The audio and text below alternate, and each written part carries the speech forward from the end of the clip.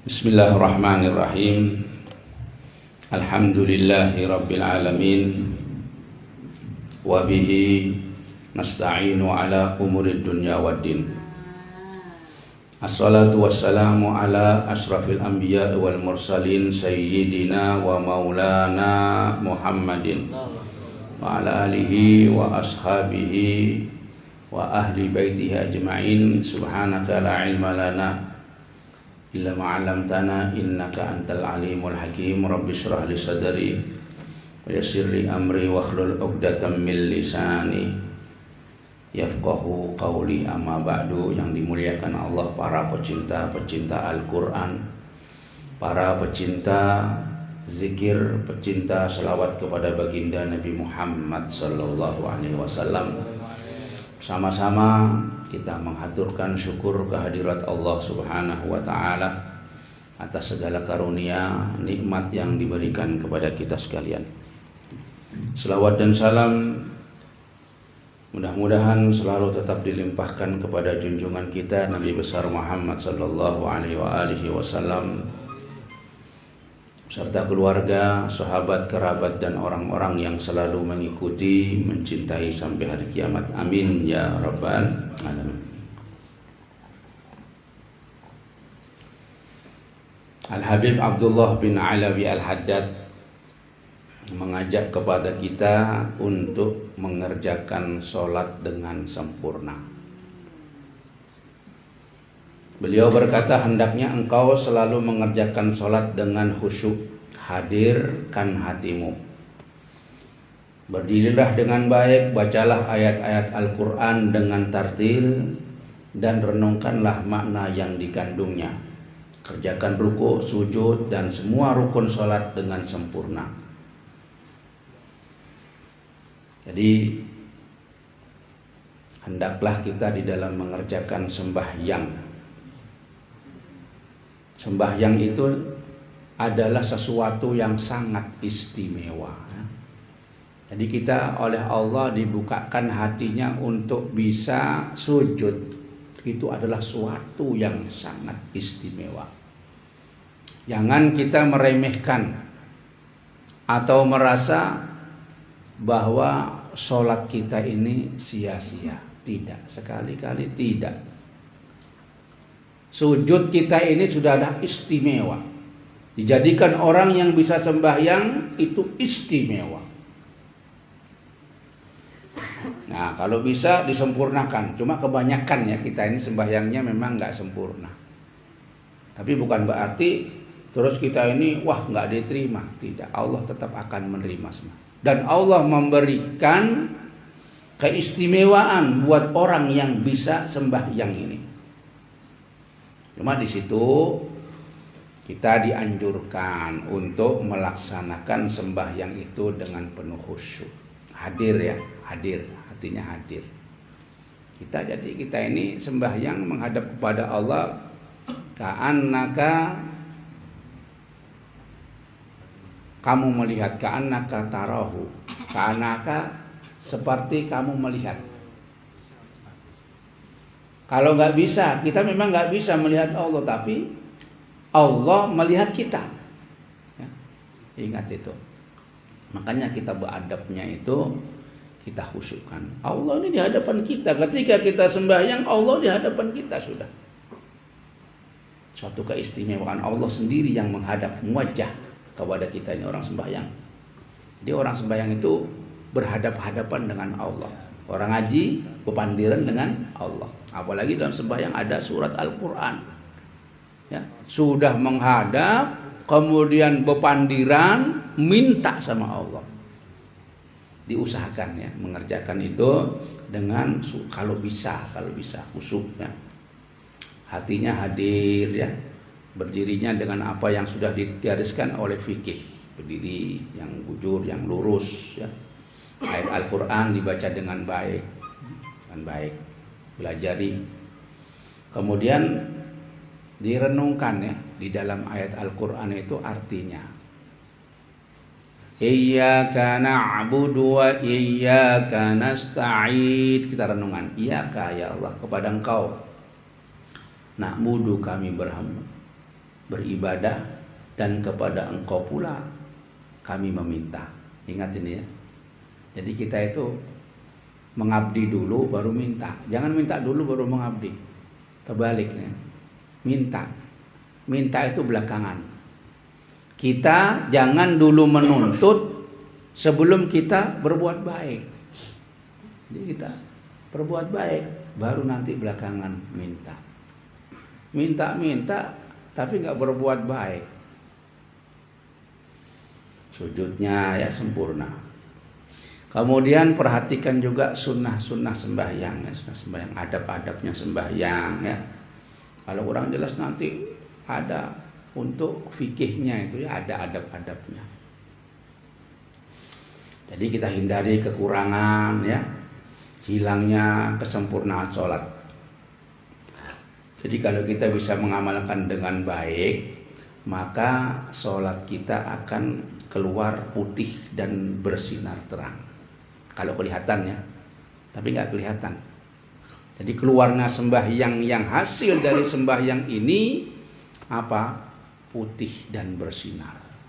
Cuma yang melihat itu khusus orang-orang yang bisa melihat dengan pandangan hati.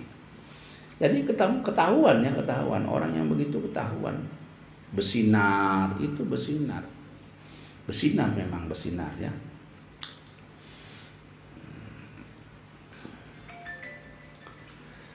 Kemudian sholat itu nanti akan memelihara kita. Kalau kita memelihara sembahyang, nanti sembahyang yang memelihara kita. Jadi Allah Subhanahu wa taala memang sudah memerintahkan ya, peliharalah wahai sholat sebagaimana engkau dipelihara olehnya. Tapi kalau kita tidak memelihara sembahyang, ya kita dibiarkan begitu saja. Dibiarkan begitu saja. Malah nanti sholatnya itu akan berkata, semoga kamu disia-siakan sama Allah sebagaimana kamu menyia-nyiakan aku. Tapi di dalam garis besarnya sembahyang adalah suatu yang istimewa. Ini harus diingat-ingat. Jangan merasa ya, wah nggak diterima, jangan. Allah pasti akan menerima ya. Jadi itu diantara adab-adab kita sembahyang. Kenapa kita harus mengadakan khusyuk? Karena sembahyang itu selalu digoda oleh setan. Orang sembahyang digoda. Orang-orang alim, ya ini kan orang-orang alim, orang ngerti, ya. Wudhunya ngerti, sembahyangnya ngerti, dikatakan orang alim sudah. Nah, orang alim ini setan, iblis itu memerintahkan yang menggoda juga orang alim juga. Setara profesor. Jadi ada setan setara profesor itu ada. Kalau orang-orang yang nggak alim seperti orang nggak pernah belajaran itu yang diperintahkan yang kecil-kecil aja. Buat mainan, buat main sepak bola, tendang sana, tendang sini. Tapi kalau sampean-sampean ini enggak. Diambilkan setan-setan yang profesor-profesor, yang profesional. Buat nggoda, karena repot. Orang alim ini digoda repot. Makanya yang goda itu setan yang besar-besar. Jadi sehingga sembahyang itu bisa apa? Bisa mengingat lain-lain. Tidak khusyuk ya, tidak khusyuk artinya. Nah, makanya jangan lawas-lawas. Kalau orang biasa ini jangan lawas-lawas sembahyang. Cepat aja ya, sedikit aja, 3 menit, 4 menit cukup dah. Nanti kalau lawas-lawas panjang-panjang yang dibaca bukan tambah ingat, tapi tambah ingat ke pasar. Ya, jadi sholat itu. Jadi setan itu begitu. Jadi bukan hanya orang biasa, orang sembahyang, orang alim, bahkan aulia itu digoda setan. Setan langsung iblisnya itu kalau sudah wali-wali itu. Yang bagian gede-gedenya itu. Menteri-menterinya sudah itu. Kan presidennya kan iblis. Iblis itu presidennya, dia punya menteri. punya menteri, punya bupati, semua nih. Itu tapi untuk menggoda. Bukan sembarangan ya. Datang kalau sudah aulia itu ya dikisahkan ya pada suatu hari setan ini mau menggoda orang ahli ibadah. Kisahkan. Mau menggoda orang ahli ibadah, panggil yang bagian profesor itu. Orang ahli ibadah ini nggak bisa. Doanya kabul. Udah wani, setan nggak wani. Apalagi setan yang kecil-kecil, mundur. Dibacai Bismillahirrahmanirrahim, terlempar sudah ini. Jadi harus yang hebat ini. Kata iblis, siapa ini yang bisa menggoda ini orang ahli ibadah ini? Masih anom. Orangnya masih anom. Belum punya bini lagi. Nah, masih anom-anom ini. Semangatnya besar, tapi hebat. Katanya ada salah satu maju, namanya setan Ifrit. Maju, aku. Ini golongannya menteri juga ini. Khusus menggoda orang-orang yang alim, orang-orang yang ahli ibadah. Sudah, ya dah. Nah, mau langsung gak bisa. Oh ini doanya kuat orang ini. Langsung gak bisa. Putar cari akal. Masuk ke tempatnya raja. Raja ini punya anak binian bungas. Bungas bener bungas. Kalau anak-anak sini melihat pasti sudah ingin sudah bungas benar. Nah ini digoda. Bawa kawan rasuki dulu itu, rasuki. Wah, bingung ya. Dukun-dukun raja bingung, kuat, enggak mau kuat. Yang nyuruh kuat, yang masuk kuat ya. Iblisnya yang jaga itu. Setelah nggak ada yang bisa ngobati, dia menyamar jadi orang tua. Ifrit ini datang. Aku yang ngobati ini. Diobati. Sembuh. Sampai kawannya yang masuk. Pintar. Jadi hati-hati nih. Golongannya iblis itu gitu. Menggoda orang kawannya memang. Kalau orang Jawa bilang combe. Apa combe? Suruh kamu ke sana nanti. Itu biasa, itu banyak, itu sampai sekarang ada. Combe namanya. Jadi jangan suruh masuk, nanti datang keluar. Tinggal sudah sembuh ya sudah, calo ya. Namanya calo. Ada setan udah calonya juga. Keluar habis gitu. Ya sudah keluar. Sembuh ini sudah aja ya, tinggal. Suruh masuk lagi. Goda lagi, marah-marah, binian. Buka baju. Wah, kayak apa ini? Rambut diurut, baju dibuka nih. Cuma anunya enggak dibuka itu apa? Ininya apa? Apa itu namanya itu? Apa namanya? Aku tahu kan tapi nggak tahu namanya. Masker. Aku mau ngomong masker tadi. Maskernya nggak ada dibuka. Bingung. Panggil lagi tuh orang tuh. Datangnya lagi. Ya boleh.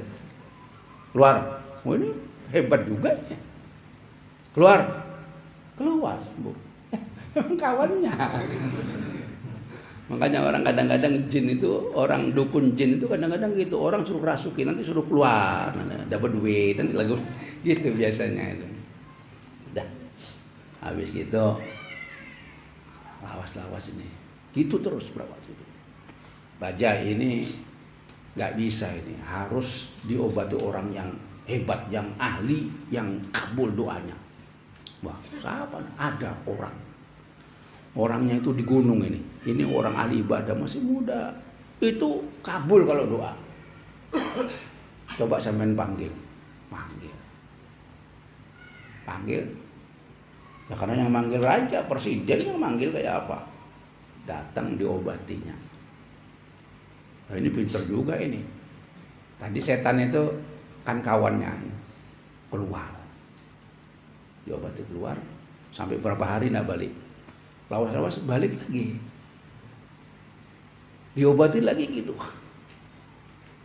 Katanya yang Ifrit tadi ini, wah ini nggak bisa ini kalau diobati sambil jalan ini.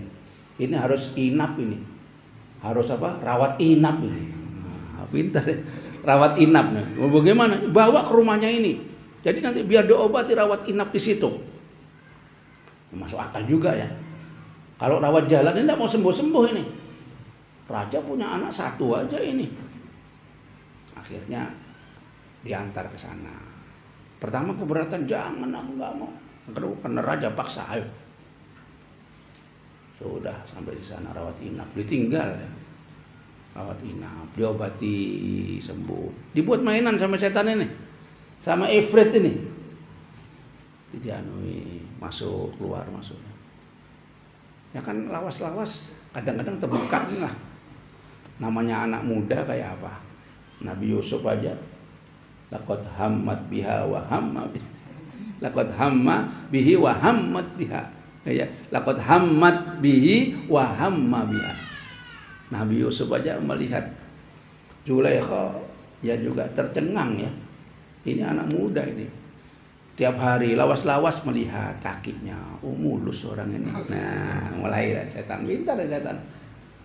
Lawas-lawas terbuka, ya, diobati. Ya, lama-lawas dia juga mengobati. Dia di sini nih ngobatnya, mulai megang, dia dipegang. Nah, padahal orang ahli ibadah.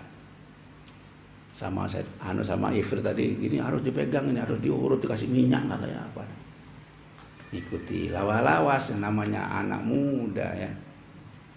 Ya, lawas-lawas dia juga terpengaruh sama gitu. Jangankan yang muda, yang tua aja terpengaruh. Apalagi muda. Udah akhirnya udah pegang. Kada tahan. Ya, kada tahan. Katanya ulama, ya, katanya ulama. Idza qamat zakar zalal akal. Ini enggak saya artikan sudah.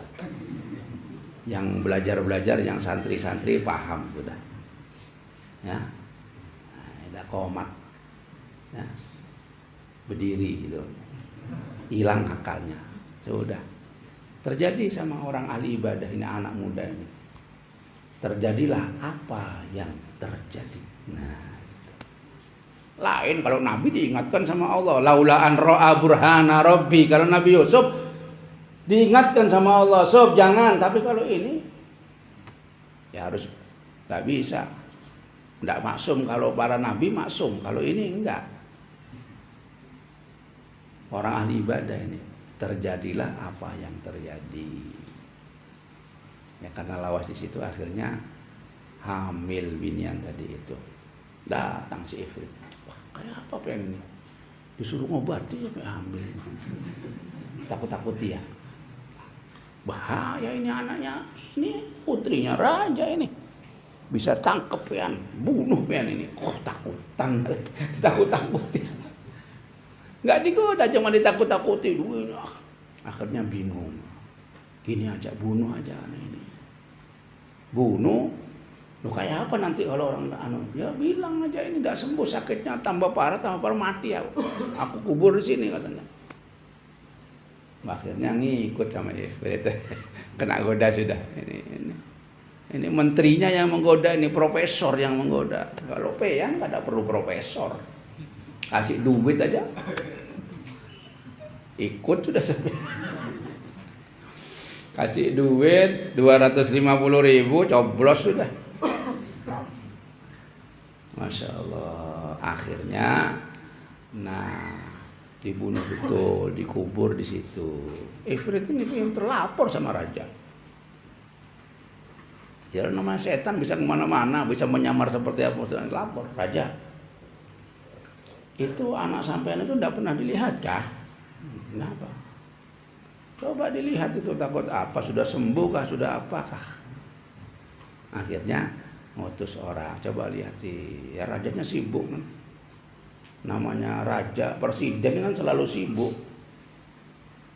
Ya kalau presiden Indonesia nggak sibuk, tenang-tenang aja duduk. Oh, itu sibuk terus rajanya. Dilihat kabar meninggal raja. Wah ribut kerajaan ini, anaknya meninggal. Memang kabarnya belum dikabari. Jauh, gunungnya jauh, gunung di atas gunung. Akhirnya kemudian Ifrit ngipasi lagi sama raja. Raja itu sebetulnya meninggalnya ada sebab itu. Nggak mungkin meninggal sakit itu, nggak bisa. Corona nggak menular. Sebab itu ada yang disengaja ini. Corona itu kan sama dengan pilek, masa pilek meninggal? Pasti ada. Diapakan kayak ini? Pasti nih. Masuk akal sama raja. Coba dilihat di sana, datangi, kemudian digali. Coba gali kuburnya, digali, diperiksa, ternyata hamil. Nah, dan entah dicekek itu, nah ini pasti kamu yang berbuat, tangkap orang itu sudah. Tangkap, penjara sana, sudah di penjara. Ini vonisnya hukum mati karena membunuh. Maka disiksa, disalib dulu. Jadi orang dulu itu disalib, dipaku tangannya, dipaku kaki, dipaku. Kemudian dikasih apa? Dilukai, dikasih jeruk. Pedih semuanya itu. Disiksa, siksanya kesakitan. Datang lagi Ifrit ini. Kamu yang bisa menolong cuma aku, katanya. Aku ini dekat dengan raja. Aku mau menolong Ikam. Iya mau. Tapi pianin harus nurut aku. Harus menurut aku. Apa nurutnya? Pian menyembah kepada aku ya. Tunduk sujud sama aku. Daripada kesakitan sudah ya. Tapi nggak bisa aku sujud ini, aku disalib aku. Sujud nggak bisa. Disalib aku nih. Cukup gini, pokok isyarat gini aja pian sujud. Sama aku beri isyarat begini cukup dah. Nanti aku yang menolong. Sujud. Orang yang tadi muslim ini akhirnya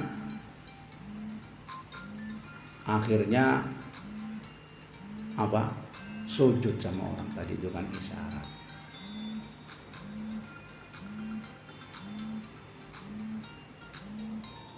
Wah, apa ini gangguan? Sujud ditinggal sama. Sudah kafir sudah orang ini dah. Karena sujud kepada makhluk, kafir hukumnya sudah. Hilang Islamnya. Disiksa-siksa mati dalam keadaan kafir. Padahal orang ahli ibadah. Jadi setan itu begitu usahanya. Jadi kita harus waspada dengan setan. Sehingga ada ulama ya, ulama ini ngomong ulama. Jadi kenapa pengen kalau sembahyang cepat? Iya, kalau aku cepat sembahyang itu, setan yang tadinya hendak menggoda datang kepadaku, sudah selesai sembahyangnya.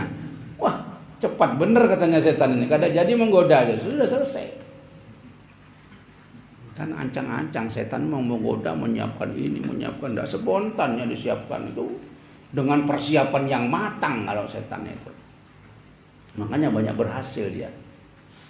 Nah, dengan persiapannya. Jadi sehingga orang itu tidak menghadirkan. Jadi pokoknya sudah hadir. Kalau kita ini pokoknya sudah hadir. Sembahyang, yang penting sembahyang hatinya hadir. Iyyaka na'budu, kepada Engkau ya Allah na'budu, aku beribadah, wa iyyaka nasta'in. Bisanya cuma itu kata Bapak terus. Langsung. Atau waktu takbiratul ihram, Allah. Nah, kita konsentrasi kepada Allah. Allahu Akbar, hanya Allah lah yang maha besar. Terusnya ya ingat-ingat pasar sedikit. Kalau ada ingat pasar tidak bisa. Malah ada ulama mengatakan peyan itu kalau lupa menaruh sesuatu. Lupa ya, menaruh sesuatu lupa. Di mana? Sembahyang. Disuruh sembahyang. Kalau lupa menaruh apa tak? Menaruh duit kah? Menaruh kunci kah? Sembahyang. Nanti tengah sembahyang itu ingat kan? Diingat kan? Itu diantara. Atau kalau pengen baca alam nasrah. Jadi kalau kita lupa mencari sesuatu, baca alam nasrah laka sadrak wa wada'na anka wizrakal ladzi an. Itu diulang-ulang sambil cari. Jangan marah-marah mencari. Di mana ini tahu? Ada bisa baca alam nasrah. Atau sembahyang kan? Nanti ingat nanti. Itu sembah. Jadi setan sampai di sana ya. Makanya ya, kita itu bisa menghadap kepada Allah dengan sempurna menurut kemampuan. Menurut kemampuan dah. Sempurna itu menurut kemampuan pean. Sama dengan lampu ini voltasenya berapa kekuatannya. Di situ. Kalau terlalu besar pecah lampunya. Meletus ya. Lampu itu voltasenya besar, sampai pasang 110 atau 220 tapi besar meletus. Sampai juga gitu, kalau dipaksakan bisa meletus. Ya pelan-pelan boleh. Kalau sudah punya voltase tinggi ya silahkan ya. Lain ya. Jadi menghadap kepada Allah dengan sempurna ya. Nah, jadi itu. Oleh sebab itu para ulama menganjurkan kita untuk membaca surat An-Nas. Bismillahirrahmanirrahim. Qul a'udzu birabbin nas, malikin nas, ilahin nas, min syarril waswasil khannas alladzi yuwaswisu fi sudurin nas minal jinnati wan. Itu sebelum kita mengerjakan, sebelum takbiratul ihram baca itu. Rabbi a'udzubika min hamazatis syayatin wa a'udzubika rabbi ayyahdurun, dibaca. Jangan sampai hadir, takut. Nah, kalau kita baca ini setannya takut tak menggoda kita. Nah, sembahyang gitu ya. Jadi sembahyang itu kita ini minta. Kemudian membaca surat Al-Fatihah ya. Di antara adabnya sembahyang adalah kita mengerjakannya dengan berjamaah. Itu adabnya. Nah, adabnya seperti itu. Kita kerjakan berjamaah ya. Di berjamaah itu dimanapun, di masjid, di musola, di rumah ya, berjamaah. Cari ya, berjamaah itu diusahakan jangan sampai tertinggal berjamaah. Walaupun di rumah kan ada anak, udah ada anaknya masih kecil, walaupun kecil aja berjamaah. Mungkin sampai malas kelanggar ya, bisa berjamaah. Jadi dalam berjamaah itu kita ini dikatakan oleh Rasulullah Shallallahu Alaihi Wasallam bahwa kita terhindar dari sifat munafik. Ya, sifat munafik itu dihindarkan karena orang, apalagi orangnya mendengar adzan, ya, mendengar adzan, maka datangilah jamaah itu. Di samping kita ini menjawab adzan. Kan sudah dijelaskan ya, orang yang adzan itu nanti di akhirat itu mendapat kedudukan tempat yang istimewa. Orang-orang pada dihisab, orang yang ahli adzan ini dapat tempat istimewa, duduk di mimbar yang bagus dengan seluruh fasilitas sambil berbincang-bincang. Minuman ada, ini ada, makanan ada. Lainnya dihisab. Sampai selesai orang hisab masuk surga dia. Jadi masuk surganya bighairi hisab. Ini orang yang ahli adzan. Muadzin itu. Muadzin itu. Tapi asalkan muadzinnya tidak mengharapkan bayaran. Nah, tidak mengharapkan bayaran. Loh, orang yang menjawab adzan pun seperti itu.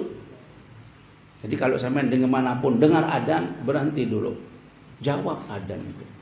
Karena keistimewaannya sama dengan orang yang adzan. Kalau orang yang adzan itu masuk surganya bighairi hisab, maka orang yang biasa menjawab adzan masuk surganya juga bighairi hisab walaupun sugih. Kan kalau sugih itu kan ditakoni, "Pen nukar kopiah di mana? Duitnya dari mana? Gasan apa?" Nah, itu takoni terus. "Baju dari mana? Gasan apa?" Kalau salah sedikit hantam, tampar sama malaikat. Nah, jadi itu diusahakan ya. Diusahakan sembahyang itu berjamaah, khusus laki-laki. Kalau perempuan, nah, ada perempuan di rumah. Di rumah aja perempuan. Perempuan itu mendapat fasilitas ya, fasilitas oleh Allah, sembahyangnya di rumah, walaupun kada ke masjid, kada ke mushola, tapi di rumah. Ya. Di rumah. Supaya apa? Karena kalau di rumah itu tidak mewah-mewah ya perempuan. Tapi kalau keluar mintanya mukenanya yang bagus, bajunya yang bagus. Nah, habis dah, belum sembahyang sudah begincu macam-macam ya. Maukah binian keluar kada begincu, kada bercela? Enggak mau. Disitulah ya. Jadi kita sembahyang. berjamaah. Kemudian berusaha mengajak keluarga juga melakukan sembahyang. Bukan pian seorang, keluarganya, anaknya, bininya, ya diajak sembahyang. Ya untung kalau pian jadi imam, anak bininya jadi makmum. Itu lebih bagus lagi, diajak sembahyang. Jadi juga bukan kita ajak anak bini. Nah kalau sampean sembahyang seorangan, tapi anak bini gak ada sembahyang, dosa. Pian nanti yang dimintai pertanggung jawab. Kenapa? Pian kayak apa sembahyang tapi anak bini gak ada sembahyang, ini kayak apa? Nah nanti di akhirat itu anak bini yang tidak sembahyang itu kan, kalau tidak sembahyang kan neraka tempatnya. Itu nanti dipegangin sama kakinya. Malaikat, aku nggak mau nih. Aku nggak diajak sembahyang lawan suamiku, nggak diajari sembahyang lawan suamiku, nggak diajari sembahyang lawan abahku. Ya apa itu? Nah, jadi di samping itu kita juga hendaknya mengajak keluarga. Ku anfusakum, kita jaga diri kita sembahyang, kemudian wa ahliku anfusakum wa ahlikum nar, jaga ya. Sebagaimana kita di dunia kan takut api. Tega kah sampean melihat anaknya di rumah itu terbakar rumahnya, sampean biarkan? Mau tidak mau sampean harus menolong, diterjang api itu. Neraka lebih panas apinya ya. Jadi begitu. Nah, mudah-mudahan Allah Subhanahu wa taala menjadikan kita di antara orang yang bisa mengerjakan sembahyang dengan sempurna. Amin. Bisa mengajak keluarga kita juga bersembahyang ya, berbuat kebaikan. Amin ya rabbal alamin. Sedikit bertahlil. Afdalu dzikri la ilaha illallah, la ilaha illallah, la ilaha illallah, la ilaha illallah, la ilaha illallah, la ilaha illallah, la ilaha illallah, la ilaha illallah, la ilaha illallah, la ilaha illallah, la ilaha illallah, la ilaha illallah, la ilaha illallah, la ilaha illallah, la ilaha illallah. Subhanallah wa bihamdi, subhanallahil azim, subhanallah bihamdi, subhanallahil azim, subhanallah bihamdi, subhanallahil azim, subhanallah bihamdi, subhanallahil azim, subhanallah wa bihamdi, subhanallahil aliyyil azim. Ya Allah ya Allah ya Allah ya ya Allah ya Allah ya Allah ya Allah ya Allah ya Allah ya Allah ya Allahumma salli ala habibika sayyidina Muhammadin wa alihi wa sahbihi wa barik wa sallim ajma'in. Allahumma salli ala habibika sayyidina Muhammadin wa ala alihi wa sahbihi wa barik wa sallim ajma'in. Al-Fatihah.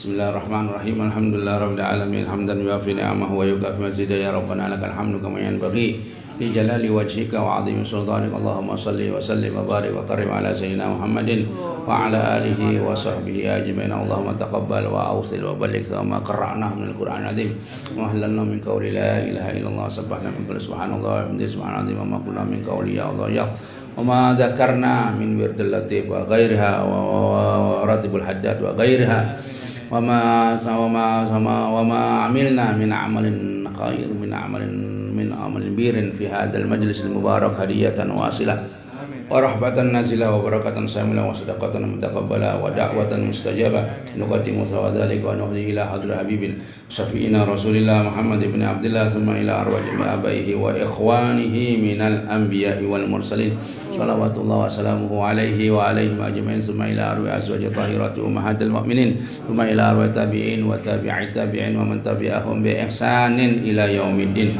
wa anna ma'ahum fi birahmatika ya arhamar rahimin thumma ila arwah jami' sadatina al-alawiyyah wa sufiyah aina makan min masyariqil ardi ila magharibiha thumma ila ulama al-mutaqaddimin wal ulama al-mutaakhirin thumma ila arwahi walidina wa walidikum wa amwatina wa amwatikum wa amwatal muslimin khususan ila ruhi majtamana ahuna bisabi Haji Zahrani bin Haji Sabran thumma ila arwahi ahli kubur minal muslimina wal muslimat wal mu'minina wa anna Allah yataghashahum bir rahmah wal maghfirah wa yaskinuhul jannah wa yakhtimu lana wa lakum bil husna fi khairin wa lutfin wa afiyah asil sawadhalika minna ilaihim wa talala nuran yas'a baina yadayhim Allahumma ja'alhu hijaban lahum minan nar wa fakakan lahum minan nar wa shiraan lahum minan nar Allahumma ighfir lahum warhamhum wa'afihim wa'fu anhum wa tajawaz an sayyi'atihim wa zid fi ihsanihim Allahumma ja'al qabrahum rawdatan min riyadil jinan wa la taj'al qabrahum hufratan min khufarin rabbana ighfir lana wa li ikhwanina alladhina sabaquna bil iman wa la taj'al fi qulubina ghillan lil ladzina amanu rabbana innaka ra'ufur rahim Allahumma maghfiratuka awsa'u min dhunubina wa rahmatuka arjana man rabbana atina fid dunya hasanatan wa fil akhirati hasanatan wa qina adzabannar sallallahu ala sayyidina Muhammadin wa ala alihi wa sahbihi wa sallam alhamdulillah rabbil alamin ya rabbana tarafna كأننا اغترفنا وأننا أشرفنا على لظى أشرفنا وتوب علينا توبة تغسل كل هوبة واستر لنا العورات وآمن الروعات واغفر لوالدينا ربي ومولودينا والأهل والإخوان وسائر وكل ذي محبة أو جيرة أو صحبة والمسلمين أجمع آمين ربي اسمع فضلا وجودا منا بمنا بالمصطفى رسول نهضى بكل سول صلى وسلم ربي عليه عد الحب وآله وصحبه عداد تصحبه والحمد للإله في البدء والتنهي اللهم اهدنا فيمن هديت وعافنا فيمن عافيت وتولنا فيمن توليت وبارك لنا فيما أعطيت وقنا برحمتك شر ما إنك تقضي ولا يقضى عليك إنه لا يذل من واليت ولا يئز من عاديت تباركت ربنا وتعاليت ولك الحمد على ما قضيت نستغفرك ونتوب إليك وصلى الله على سيدنا محمد النبي الأمي وعلى آله وصحبه وسلم الحمد لله رب العالمين تقبل الله منكم